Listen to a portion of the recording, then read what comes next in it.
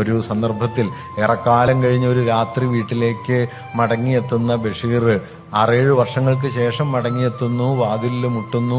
ഉമ്മ വാതിൽ തുറക്കുന്നു. ബഷീറിനെ കണ്ടിട്ട് നീയായിരുന്നോ എന്ന് ചോദിക്കുന്നു. ചോറ് വിളമ്പി വെച്ചിട്ടുണ്ട്, കഴിച്ചിട്ട് കിടക്കൂ എന്ന് പറയും. അപ്പൊ ബഷീർ അത്ഭുതത്തോടെ ചോദിക്കും, ഞാൻ ഇന്ന് വരുമെന്ന് ഉമ്മ എങ്ങനെ അറിഞ്ഞു? അപ്പൊ ഉമ്മ പറയും, ഓ ഞാൻ എന്നും വിളമ്പി വെക്കും എന്ന്.